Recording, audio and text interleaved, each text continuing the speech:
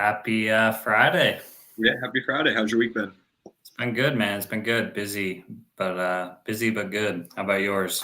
Yeah, same. Ready for the weekend. It's been a long week, but like you said, busy is good, right? So I won't complain. You hitting the golf course? Yeah, I'm going Saturday morning. Me too. What Yeah, time? uh, I think 8 or 8:30, early tea time. Late for you. I say I'm 9:30 is early for me for a tea time. I'm going 9:30. I'll be up well before then, but Well, today should be fun, man. I'm excited for today's guest. Before we get into it, shout out to our sponsors, HD Ships. If you're looking to be a freight agent, I'd love to talk to you. Black Box, I think Will's hiring 10 people. What, October, your office is going to be ready? You're hiring 10 people in yeah, October? we're hiring 10 account managers, brokers for 1014, and then I'm actually looking to fill a carrier sales spot immediately. So if anybody listening is in or around Birmingham or willing to move to Birmingham, that role is available the first of next month. Oh, nice. Yeah. And then shout out Trio for doing our back end work. If you're looking for staffing solutions, they're a great option. I usually talk about Sales Dash because obviously I'm a big fan of Sales Dash. I love Josh Lyles, but since Will is now recently a customer of Sales Dash, I'll let him kind of talk about them. Yeah, and I'm also a customer of Trio now. We onboarded 2 reps through them. They're fantastic. So anybody looking for some offshore and nearshoring solutions, it's a great company to work with. They'll come in and develop SOPs for you. It's pretty turnkey. So really enjoying the 2 reps that they've set us up with. And then Sales Dash CRM. It's a freight centric CRM. Black Box is a customer. All of my people love it. It's great. It's very intuitive. Has great workflow. I really can't say enough good things about Sales Dash and what Josh and his people have created. It's a great option for any kind of CRM, and it's much cheaper than if you were to go in and build out, say, Salesforce. So, you guys should definitely give Josh a message. Tell him that the dog sent you if you were in the market for a CRM. Yeah, no, definitely. And last but not least, you have the TAFs banner, right? Yeah, I mean we're covered by it, but they're Okay. the big green behind us. I was gonna say I see the green. Shout out to TAFs, Ryan, all those guys over there are fantastic. I always say this, but I mean, communication is key in this logistics industry. They have long hours, fast response times. Just great people over there, and especially in this market. I mean, factoring is just such a key part of it to have finances. Fantastic people. I don't know if you have anything else to add, Will. Yeah, I was just gonna say they're very people centric, right? So it's always nice to call in and speak to an actual human. I know the response time's really good. It's an issue that I've heard some people speak about is getting in touch with their factoring company. So I think there's a quick turnaround there. I think it's a great option for anybody looking to get into factoring, to use a factoring company, or if you're looking for a swap. Yeah, no, 100%. Well, it's should be a fun guest. I know we're just talking to him a little bit, back pre-stage. Got a wide background from being a truck driver to owning brokerages, trucking companies, hopping into consulting. It should be a well-known YouTuber. I think he has a YouTube channel, 50K plus subscribers. Just a ton of industry knowledge, and it should be fun. Yeah, Tim's got he's got his hand in a lot of pots, right? I mean, he's got an extensive background from driving a truck to owning transportation companies to brokerages to real estate to trading to media, based out of the greater Chicago area. So we're very excited. I'm sure that we'll have a lot to talk about. Yeah, definitely. Let's bring him in. All right, Tim. Happy Friday. How are you? Happy Friday. Happy Friday, guys. How are you? Good. Good. Doing well. Thanks for joining us. We're really looking forward to it. Thank you for having me here. I'm very excited, and as you said, shout out to TAFs and Trio. I'm their friend partner, for a very long time. Love what they do, and for whoever's looking for outstaff service, Trio or the best factoring company out there, TAFs. So shout out to them. Yeah, 100%. A couple of great companies to work with. So Tim, we usually ask people how they got into logistics. How did you kind of stumble into this industry?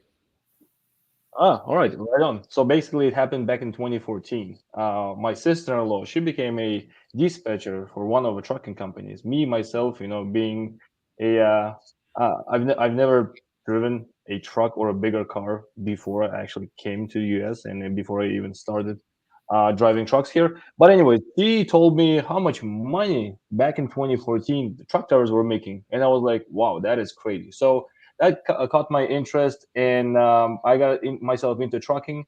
It looks like it wasn't that good as it sounded, but it's very interesting. So for the past 10 years, I'm in trucking now.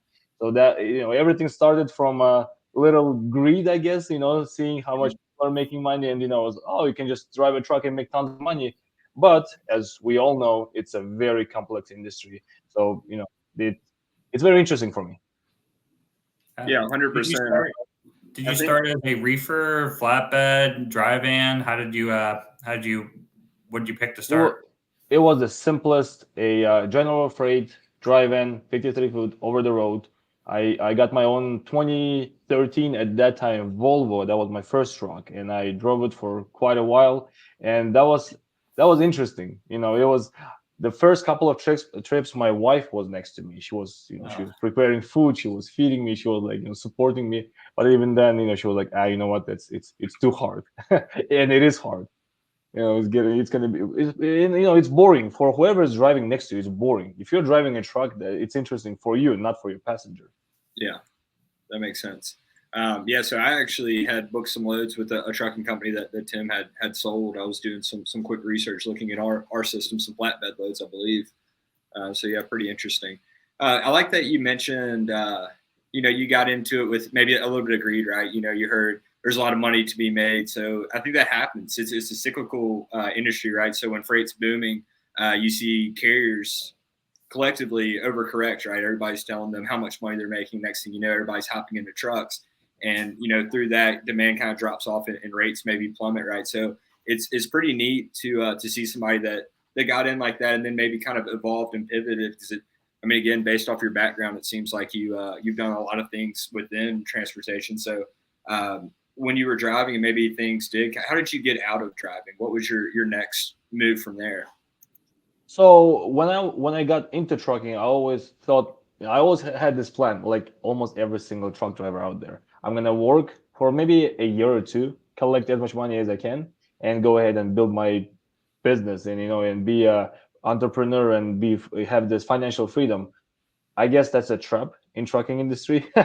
Every 3 4 years, it's a cycle of newbies, having the same dream and coming into this industry. But in reality, obviously, that's not that easy. Market goes up, market goes down. You have huge expenses on truck repairs. The very first time when my truck got, it was a used truck. When the very first time when it got towed and fixed at one of the shops here, I believe it was almost like $16,000. And for me, it was crazy. So whatever I made in the past couple of months, I spent all of it into my repairs, and it's just endless cycle. And it was hard. But then I always had this idea that it's not the trucking industry. Well, it is crooked. Of course, we have some uh, hoops that we have to jump around. But then overall, we have most of the people who are coming into trucking industry, they don't have enough knowledge, within this industry, and they think, as I did, it's very easy. It's just buy a truck, call the broker, get a load delivered. That's it. Reality shows that's not nearly close to that, and a lot of people need tons of education, tons of contacts, and some good leads.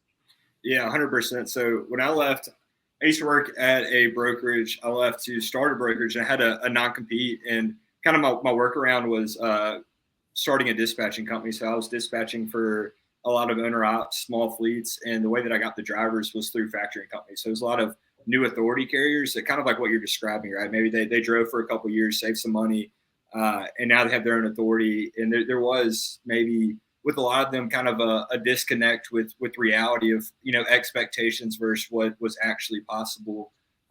So yeah, I mean I've experienced kind of what you're talking about, not firsthand. I've never driven a truck or tried to start a trucking company, but from working pretty closely with those guys, it was kind of I don't know. There's a lot of things that maybe they just weren't aware of when running under their own numbers, and it was tough. It was also we started doing it right once COVID happened, so there for a minute it was really bad, right, and then it got really good.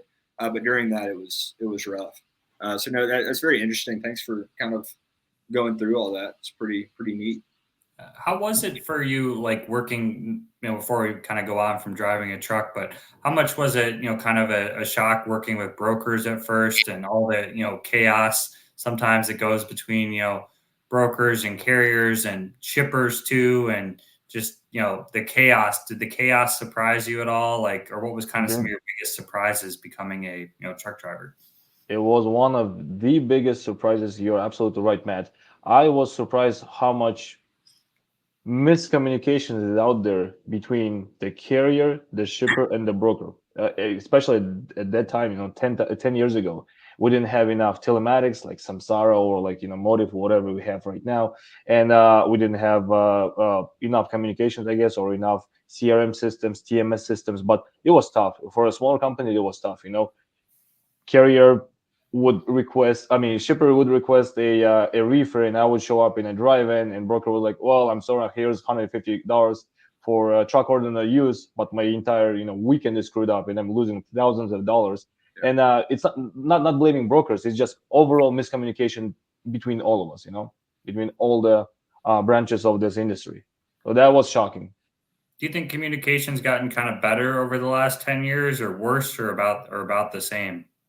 Depends for who. For example, because we have a brokerage as well. For brokers, it's I think it's a little bit easier right now with so many tools out there to kind of check, control, and see who is your carrier. And when you're looking on this side of a boat, is carriers, we don't have enough tools to go ahead and implement our telematics with brokerages. For example, if I'm a carrier who has spot market and most of my freight is coming from spot market, now I have to go to DAT, Truck Stop, CH Robinson's, whatever it was called, and then we go to Navisphere, you go to 360 from JB Hunt, and you have to go to 15-20 different load boards just to get a load.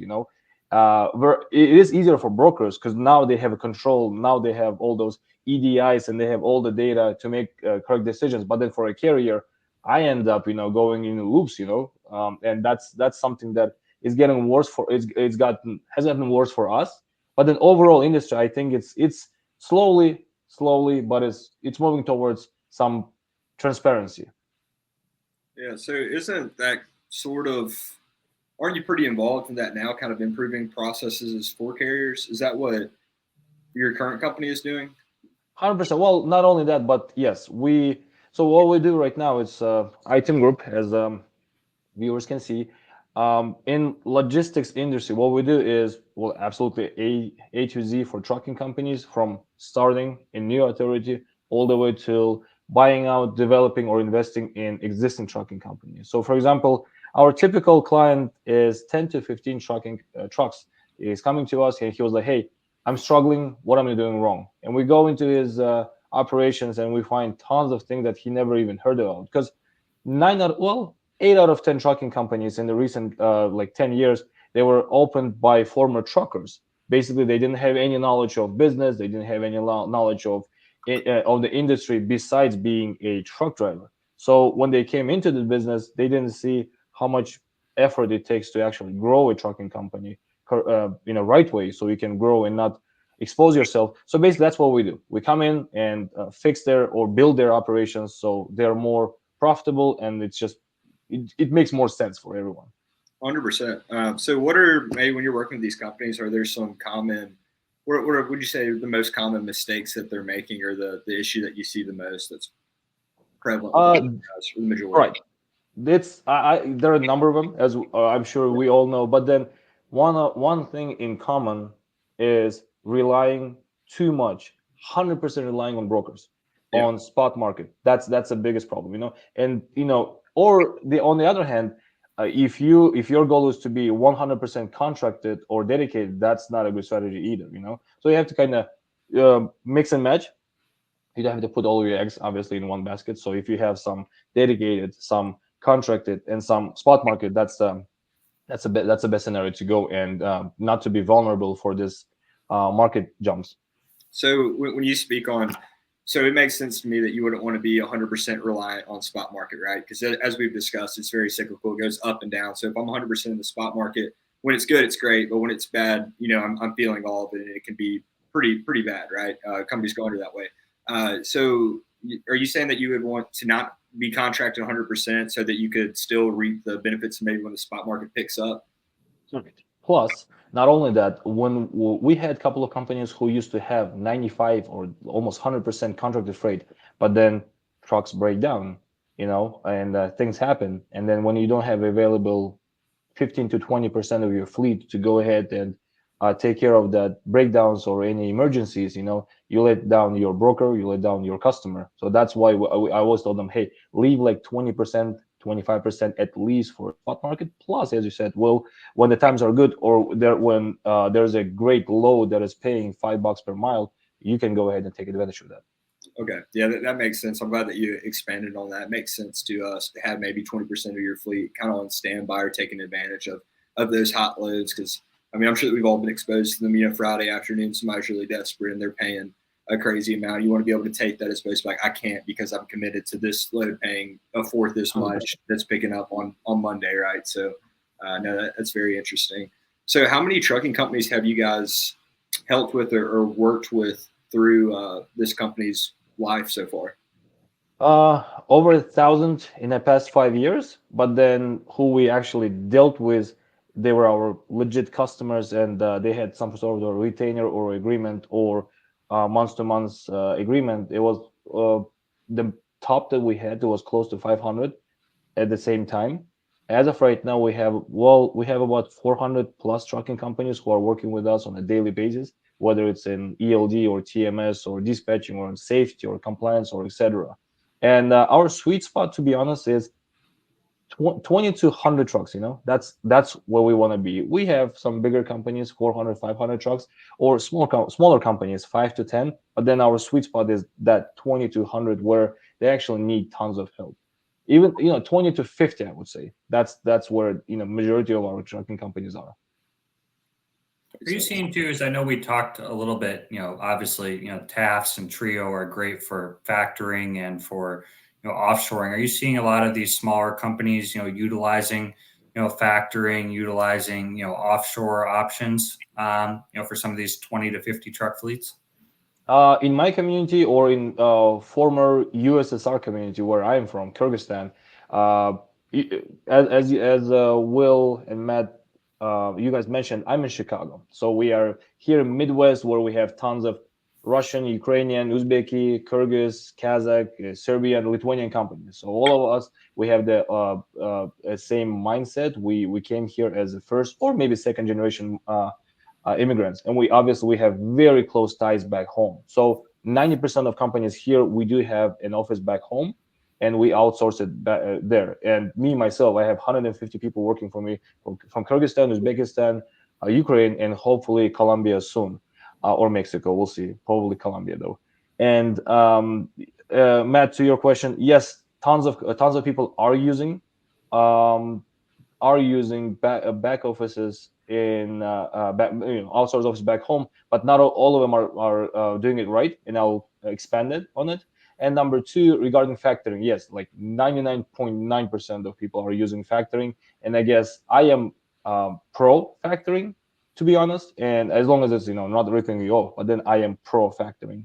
The reason why, I'm just gonna go ahead and continue, I guess, when we counted at the point where we were like 80 to 90 trucks, we were paying 50 to 70K a year to our factoring company. That was like 3-4 years ago.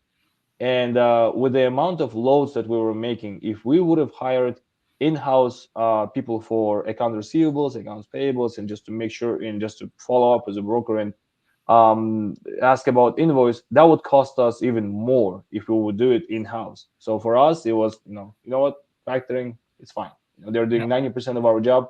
Yes, they're getting their 1.5%, 2%, but that's how it works. You cannot put every single dollar in your pocket. You have to grow, and you have to grow together with other people in the industry.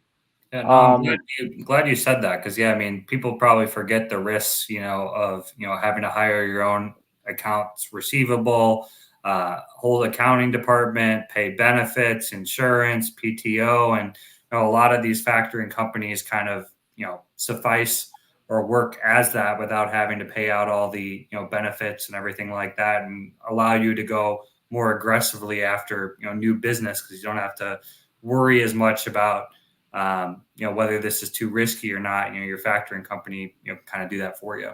And then even furthermore, I mean, just the cash flow, right? I mean, waiting 30, 45, 60 days for my money as opposed to getting it next day for 1% less. I mean, kind of like you were speaking on earlier, Tim, some of these, tow bills and everything are outrageous. Sometimes you need your money quick. For sure. Factoring as well. 100%. So factoring, I think it's a very, very important part of our business, even though a lot of people, whoever is saying factoring is bad, I always sit them down and I was like, all right, explain me from your point why it's bad. And we always end up with one answer always, that factoring is good for vast majority, if not for like 99% of carriers. A right factoring. Let me just put it out there. A right factoring partner out there. There are a lot of scammers as well, for sure. Yeah. 100%. What do you look for in like a good, good factoring company? What are some of the kind of, important aspects? I think it comes down to three things, and it's not always the price. For me, the price is number three, to be honest. Number one is how reliable my factoring is, meaning that are they, are they checking my invoices and working on my account always?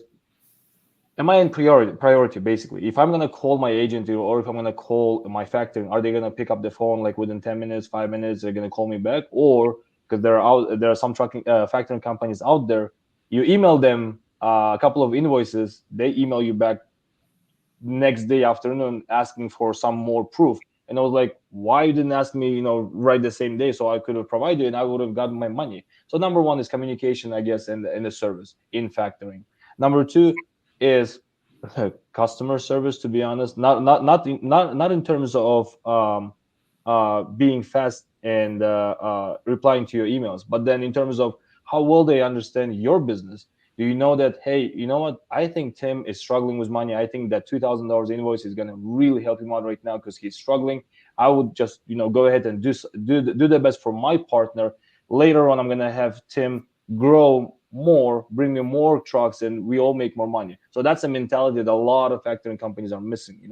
They don't care about the carrier. All they care, it's only about their money, and I don't blame them. Money is money. But then if you look couple of steps and up front, if you think that I might risk a couple of $1,000s here with this carrier, I might risk a couple of extra $1,000, but then if it's going to work out, then risk is sometimes it's a bad risk or good risk. So that carrier can grow and bring me more income. I would always try to help out carriers. And number three, of course, the fees. Money is more expensive now than ever. We all know that. And to assume that you can have 0.75 rate right now, if you're a small carrier, is just ridiculous, And everybody counts like, oh, my friend has 0.8. Yeah, but he's been in the business for 10 years. He's grandfathered in. Plus, he had like 100 trucks, And it's the money aspect is always, it depends on a carrier. So sometimes 2% for someone is amazing. Sometimes even 4%. If the partnership is right, even 4% it's not a bad deal, to be honest.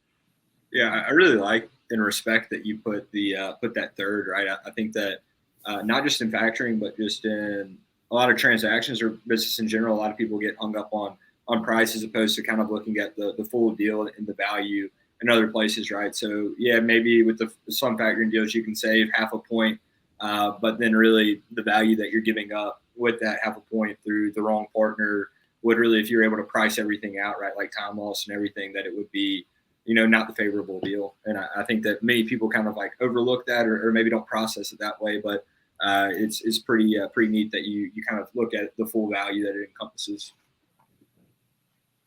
For sure. What type of training? Now that we've hit on a lot of great things, there's a lot of obviously in this market navigating low rates and things like that. We were talking about balancing direct freight and working with brokers. What kind of And what kind of training do you kind of give to your drivers or consulting to these trucking companies on dealing with brokers and how to best kind of navigate a down market? So it's yeah, it's a very it's a very big area because there are so many things that a lot of people are missing or not even paying attention to. But I guess when it comes down to a relationship between a carrier and a broker, my number one always advice is you have to listen. There are tens of thousands of brokers. Is it possible that you're going to work with each of them? It's very, very, very unlikely. So you have to have your own group. You have to know your customer. Meaning, at this point, if you're a carrier, your customer is a broker because he's the one who is giving you order. He's the one who's paying you. In every single business, the best strategy is to know your customer. Meaning that if I'm a carrier here in Chicago, I can work with any broker in every single state. But then one of the things that I should do is try to create my network of brokers here in Midwest where I can actually have this personal relationship. What I'm trying to explain a lot of carriers is, hey, we are in the same game. We're in the same boat. We're just from two different sides. It's not like brokers are ripping us off or carriers are. It's just the industry where we have to play fair. And in during COVID, a lot of carriers got very greedy and it put tons of brokers out of business or close to it. But now, times shifted, times changed, and now it's vice versa. But it's not because I or broker or carrier wanted. It's just how this is a exact reason why a lot of people in this industry need some education and some consulting because this is not stable. Every 3-4 years this cycle is not stable. The more people are coming in and more people are going out every 4 years, bankruptcies, maybe suicides. The best way is through what we're doing right here was Will met with you educating. Maybe we have 10 viewers, maybe we have 10,000 viewers right now, but then as long as we speak to each other, as long as we communicate, talk to each other, and actually be honest with each other, that's number one key to be successful. When carriers are calling broker and saying, hey, my driver is like 10 minutes away, just hold on the load, and the driver is still like 200 miles away unloading, that is bad business. That is a very stupid business. You just let people down. You let people down once, twice, and nobody wants to do business with you. So Matt, to your question, I think I always teach them and train them on best communication ever. Oh, 100%. I don't know if you saw Ryan's comment while we were on the show, but a factoring company is only as successful as its customers. I mean, I think that kind of summarizes well, kind of what you were, talking about and why we like working with TAFs as well. Yep. Hi, Ryan. I'm pretty sure Rob is there. I'm pretty sure George and everybody else is there. So again, shout out to TAFs. Yeah, and Daniel commented, great point. We appreciate you tuning in, Daniel. And then, what you're speaking to as far as the broker relations, I mean, I can say for my company, right, there's a lot of carriers that we'll call without going to the board, right? And it's through that service, right? If we enjoy doing business with them, for example. I mean, I was talking to Matt about a kind of like some new business that I acquired this week in Florida. And yeah, I mean, I found 3 carriers that do a good job, and it's about 10 loads a day. And I'm just calling those 3 guys, and we're just keeping them moving for the week. They have loads. It's because they do a good job, right? But if they would have gone in on the first load, if they would have been, hey, we're 10 minutes away, but then they're 200 miles away getting offloaded, then I probably wouldn't give them another load. But since the service and communication has been there, we're just going to continue to tender them the loads, right? So I think that, yeah, it's important to not be short-sighted, maybe wanting to get that good load. So maybe you're being a little bit dishonest because really that short-sightedness can cost you some long-term business. 100%. I'm with you on it. So you're transitioning. You're still doing consulting, but you're consulting, largely on the trucking side. But you're switching to doing some general business stuff. We were talking before the show. You might be going to the restaurant industry, which sounds like another hectic, fun industry. It is tons of fun. To be honest, right now, well, the vast majority of our clients are still trucking companies, but then what we saw, at least that's my niche. What we saw is in the past I would say 5 years, um, a lot of people made some money, whether it's trucking, whether it's construction, whether it's whatever it is during COVID. A lot of people lost money for sure, but then a lot of people made some money, and now they're at the point where they want to open up a business, whether it's a small business or a bigger business, and they always catch themselves in one position where they don't know where to start. They have this idea, they have this end goal, right? One day I want to be this, but they have no idea how to get there. It's like you're looking at the on a roof, on a slope roof, right now. You look at the roof, and then you have to create or find a ladder to get there. And a lot of people come to me, they're like, hey, I have tools, money, I have a goal, but I don't know how to get there. And we help them to build this ladder or escalator if they're too fancy, and bring them up there. And that in terms of marketing, a compliance, licensing, and you name it. So yeah, right now we are getting interested in restaurant business, but I'm not sure yet. It's just too much, to be honest. But we'll see. It sounds like a lot. I guess I'm curious, just from the business side of things. I mean, right? So you're talking about maybe getting into the restaurant industry. It's going to be a little bit different than trucking, but just the principles of running a business, do they translate pretty well? Like, do you kind of see the same pattern? So if I've got this end goal with a trucking company, or if I got this end goal with a restaurant, do you kind of see the principles in line? Like, is it pretty similar in that sense? Does that make sense? It does, yeah, absolutely will. And I want to kind of expand the answer. I think what you're asking me here is, are the problems similar amongst those people who want to build a trucking company or a restaurant or a real estate or anything else, right? Yeah. And yes, 100%. It's the problem is, I guess, not. I wouldn't call it the problem. That's not nice. But then the obstacles that all of them are. Obstacles that all of them are facing are the same. Then that obstacle is just knowledge. It's just pure knowledge. It's very simple. It's just knowledge. And some people know how to do research or where to do research, and who to ask. Some people don't. And we, sometimes when people come to us and they pay X amount of money, and then they get their solution within like half an hour. Some people get like, you know what? You're charging so much money, you're so expensive, for half an hour you charge me this. I was like, that's not half an hour, that's my 15 years of practice, 15 years of mistakes, sleepless nights, and tens of thousands of dollars that I lost. So it's advice, it's knowledge, and this is my time. So you're buying 15 years of experience, not half an hour. So I guess that mentality of a lot of people who have never been entrepreneurs, or who have never risked anything, or weren't just raised like that. That's the very, very that's the biggest obstacle that they face when they're trying to open a business. They think that they have this idea and everybody else around have to kind of play along with it, and I guess that's what's killing a lot of businesses.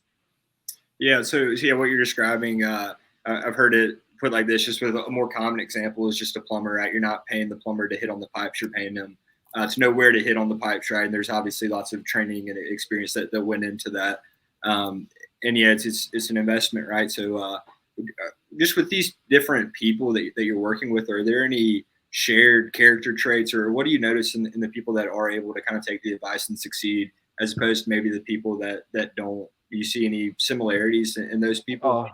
Yes, one. I don't know. Well, yeah, I guess we can make sense out of it. Well, if a person is willing to learn, if he understands genuinely that he's not the smartest in the room, there's always someone who knows more about some topic than you, no matter how many years experience you have. There are tons of people who are in the business for less than I am, but they know more in some certain situations, and I'm fine with it. I go there and I actually ask them, hey, teach me. I want to know. So basically, if a person is curious, if he is not he doesn't have this ego like, hey, I have $1 million, I'm the smartest guy, so everybody has to listen to me. No, if you're smart, you shut up and listen.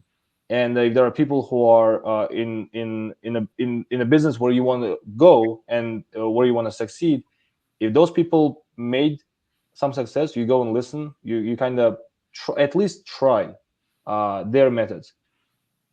On the other hand, there are tons of people who have enough money from maybe from heritage or some other money, or they won lottery, or they actually earned that money working somewhere else.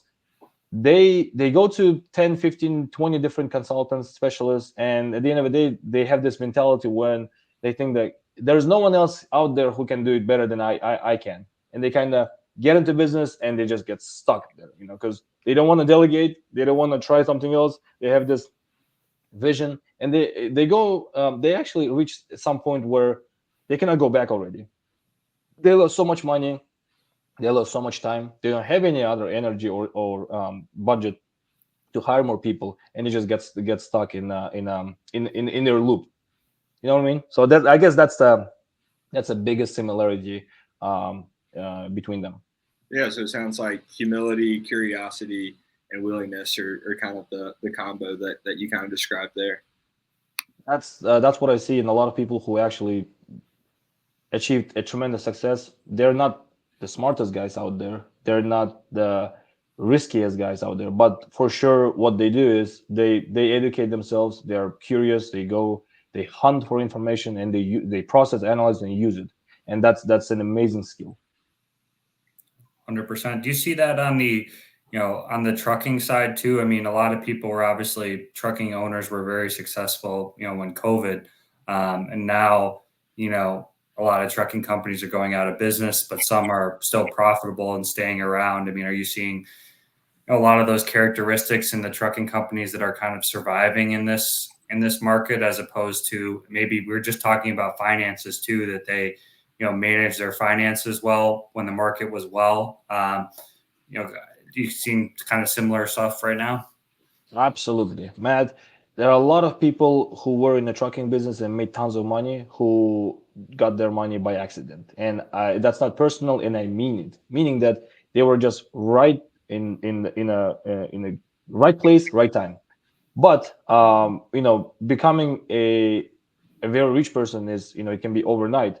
The actual problem is actually holding it, and trying to grow it, and actually making sure that you sustain it. That's the biggest problem. If you give me $10 million right now and I win a lottery, tomorrow I might not have nothing, or I can actually use my brain and kind of develop. What I'm trying to say is, unfortunately, a lot of people during golden times, 2021, 2022, they first of all, they thought that it's going to be forever, which is absolutely never happens. Number two, they didn't educate themselves well enough on where to use that money in order to protect yourself in the future, or to have a second source of income, or maybe third, just to be more on the safe side. Instead, they started buying G-wagons, boats, mansions, and now, when the market is dead for 2 years, you have to pay for all of that. And now they're starting to sell all of it, and now they're blaming. A lot of them are blaming that the trucking is bad. No, the trucking actually gave you some opportunity. You're supposed to gain that money, make a good plan, sustain the business, and continue growing. And we see tons of trucking companies who actually are thriving right now because they had that mindset from the beginning. So I guess that comes from the person. We got a comment here from Daniel. He said they hunted the loads, not partnerships. Exactly. Absolutely.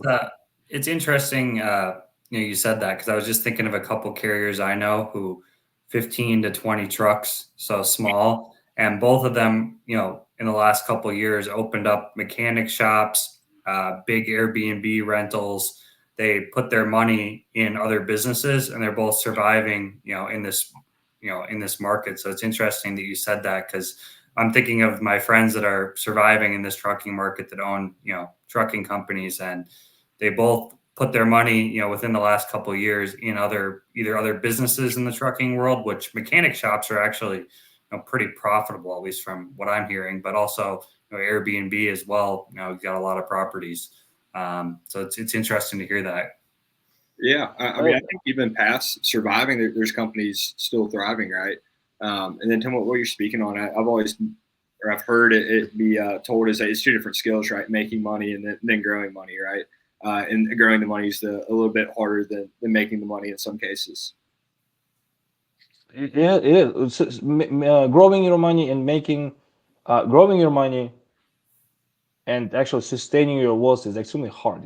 Again, as I said, you can become a millionaire overnight, but then what you're gonna do next? And I always tell to all of my friends and partners, or my mentees, that when times are good, because a lot of people ask me like, "Hey Tim, you're doing great. Why you're not just chilling and relaxing?" I always tell them, for me, my motto is when times are extremely good, we're all well set, everything is going good. I like to prepare, and then when times are bad, I like to act. So that's what I do. When right now for us, we're good. Obviously we could have been better, but that's beside the point. We're good right now, but we're still working on tons of different projects. Number one, it's interesting. Number two is just it's it's more secure to have tons of different source of income. So anyways, we are preparing now, and when the market is going to go, whatever is going to happen, we're going to act, because now we have tons of different tools and we're diversified. So I guess you always have to have this in your mind. Yeah, what you just said, it reminds me of a Warren Buffett quote. Now, I might butcher it, but it's something along the lines of be fearful when others are greedy and be greedy when others are fearful. I think it somewhat applies to what you're describing. Interesting. That's I have to write it down. Interesting. Thank you, Yeah, Will. it's a good quote. Well, that pretty much, we went through a lot, a lot of different topics, and I think spit out a lot of knowledge for, trucking companies, brokerages, anyone's watching. If anyone has any kind of questions in the comments, or are there any other topics you think we missed on, Tim? No, hopefully some people will ask questions in comments, but here is my perspective of what's going on and how we can kind of fix it. Obviously, we can't fix the industry within a year or two. It might take a decade, but you have to take a step back and think outside of the box and see what's going on. So as of right now, the one of the biggest problems is the big mega carriers or mega companies are getting bigger and bigger because they're buying out smaller carriers. And obviously, a smaller carrier with 5 to 10 to 20, 50 trucks are shutting down because it's extremely hard to sustain right now. So I guess what I'm trying to say is, if you don't move, if you stay, if you are like 15 trucks trucking company, or 20 trucks, and if you don't grow vertically or horizontally, you're already dying, because everything else around you and everybody else around you are growing. The industry is changing, the trucking companies are growing, everything is growing. So if you're not growing, you're already losing.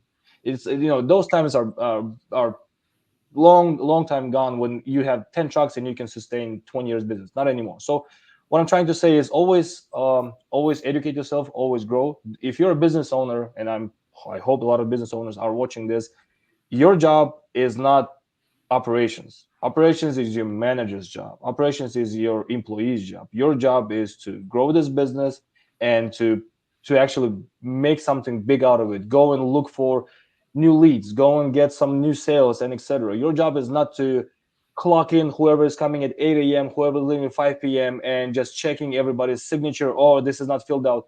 If you'll micromanage like that, you'll never grow. And my advice always to trucking companies and whoever's working in this industry: go ahead and make as many connections as you can. I try to attend every single conference out there, not because I like to party, even though I do like to party.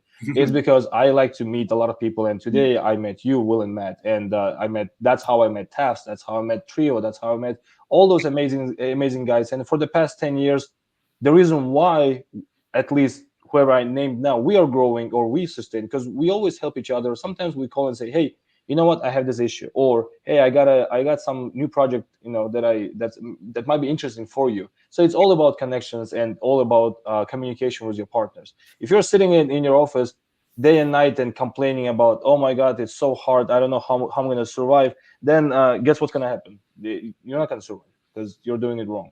So I Yeah, guess talk more with your peers, with your partners. That's very, very helpful. yeah, I really liked a few things that you just said. One thing for me that took me a little while to like understand the concept of working in a business versus working on a business, right? So getting caught up in the ops as opposed to actually working on the business and trying to scale it. And then when you're talking about being stagnant, not moving, if you're not moving, you're dying. I try to think of it, if you can imagine an escalator going down while you're walking up. So if I'm still, I'm moving backwards to, the floor. So like if I'm still, I'm dying to. Same thing that you're saying there. We got a question from well, first we got a comment from Jamie. JJ with Trio. He says, I love Tim. He always asks how my family is first, even if we were calling to talk about business. So Hi there. Hi, May. Hi.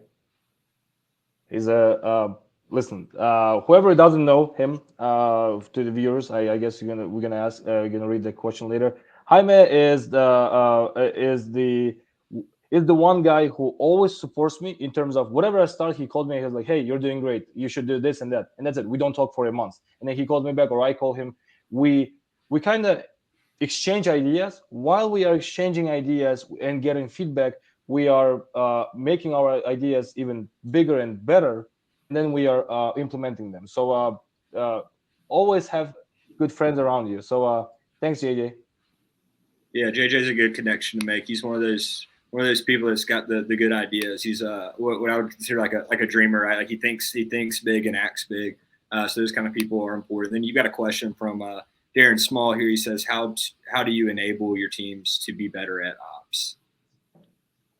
Through leadership. And Darren, thank you for your question. And what I mean by leadership is I try to teach them on my own, with my own experience, and I try to show them myself. So what I mean is, if I'm going to hire a person and ask or demand from him to be better at operations, and that's it, that I'm a bad boss or a bad leader. I have to go ahead and tell him, explain him, and show him what I'm expecting from, because a better operation for me might be not better operation for someone else. In my company, I know what's better for my operations, and it's my job to go ahead and teach my employees and my teammates how to be better at operations. I know it's kind of rhetorical, but what I mean is, it's not like, oh, you're a bad manager. No, teach me to be a manager that you want me to be.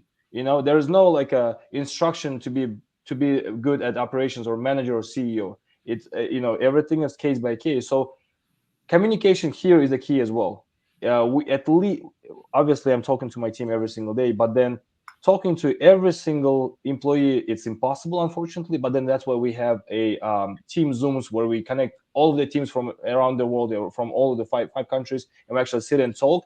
And then I ask them what they would like to change, and then we discuss it if we really need it, or they're just being lazy. And then we come up with a solution. And there was a great solution this Monday when we had our meeting with managers. We had about 10 of them.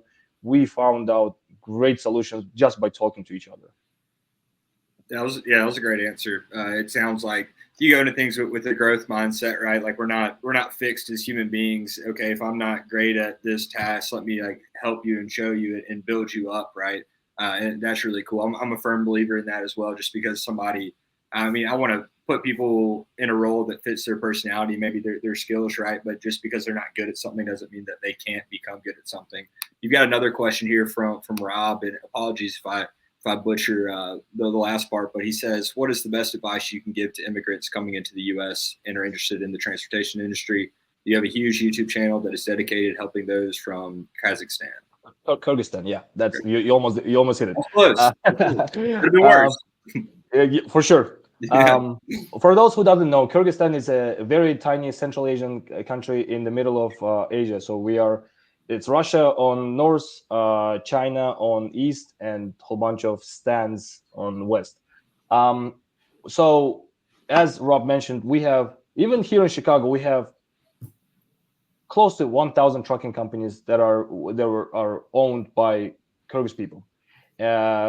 Maybe a little bit less than 1,000, but it's a lot. So I guess my best advice to immigrants when you're coming to a transportation industry in the US is, first of all, don't listen to your peers in terms of, don't listen to their great, cool lies when they say, hey, just buy 2 trucks and you'll be rich. Educate yourself. I am happy that now we have so many tools, we have so many podcasts, we have YouTube, we have so many areas, or so many different areas where we can actually ask for expertise or get some knowledge. So my best advice to whoever is coming, whether from Kyrgyzstan or any other country, before you jump into any industry, before you actually listen to your buddy who maybe accidentally, maybe not, made some money, it is your destiny, it's your decision, it's your money. Do your due diligence and actually be more curious. Again, I'm just coming back. I'm just going back there. Don't think that one industry is better than the other. It's about you. And a lot of people who are coming from my country, they see all of these trucking companies and their owners, and they're like, I want to be one like you. Well, guess what? It's already too late. It's been 20 years ago that we're doing this. I mean, we started 20 years ago, and now think about something better. Think about something interesting. You can do something around trucking industry like I did. It's not only a trucking company. We have 10 to 15 different services around trucking companies. So we are still in logistics, but we don't have that headache of actually running as a carrier, which is extremely hard. You have to love what you do in order to be a good carrier. You actually have to love this. It's hard. Yeah, 100%. Well, it was great having you on, Tim. I mean, I learned a lot myself, and I think a lot of our audience did. And yeah, we appreciate you coming on. Thank you, Matt. Yeah, you were a fantastic guest. I mean, just from listening to you speak, it's yeah. I mean, I'm kind of amped up right now to like go out and do something. It seems like you really value like just continual growth, right? That's kind of a I don't know, a reoccurring theme that I get from speaking with you. Is just continue growing, continue being curious, humble, and kind of just bettering. So yeah, no, thanks again for spending your Friday afternoon with us. You've been a fantastic guest. Thank you, Will. Thank you, Matt. Thank you for all of your viewers and sponsors. And listen, what you're doing here is great. Thank you for having me. Thank you for spending your time and actually educating. We're not getting paid for this. We're not getting any benefit from this. But we have this idea that more people we're going to share, Will, Matt, and me, and everybody else, we're going to have very, very good partners to work with down the road. So awesome. Thank you. Thank you for this opportunity. 100%. Yeah, Thank you. All right, episode 15. Yeah, that was good. I learned a lot. There's a lot of good clips there. I think we're gonna be able to take from that. Oh yeah, definitely. Well, yeah, I guess I'll do it again. Final shout out to our sponsors: Black Box Logistics, HD Shipping. If you're looking to be an agent, get in touch with Matt Trio for any offshoring help. They do all of our graphics, all that good stuff, and then Black Box uses them for a couple of people. And then Sales-CRM, Freight Centric CRM, and then of course Taft's Fat Green Company. Yeah, no, 100%. We got a great list of sponsors there, great companies, great people. And yeah, we're gonna have a fun week next week. Anyone's kind of previewing our guests. Gonna have Danielle over on at Revinova and Michael over on at 3PL Systems. I believe Revinova is in the brokerage space, and 3PL System I know is now in the trucking space too for TMS. Revinova maybe too. We'll learn more, but Danielle and Michael are both great people, really interesting personalities. So it'll be fun talking about the tech and the TMS world out there. Yeah, well, yeah. If you're not already, follow the pages. Stay tuned for the announcements. We'll announce the shows early next week, and we'll be back at it with episode 16 and 17. No, definitely. It'll be fun. Well, have a good weekend, Will. You'll probably shoot better than I will on the golf course. So who knows? We'll see. I'm liable to go out there and throw up triple digits sometimes. Well, if I break triple digits, it'd be a miracle. But enjoy your weekend. All right, you as well. All right, bye.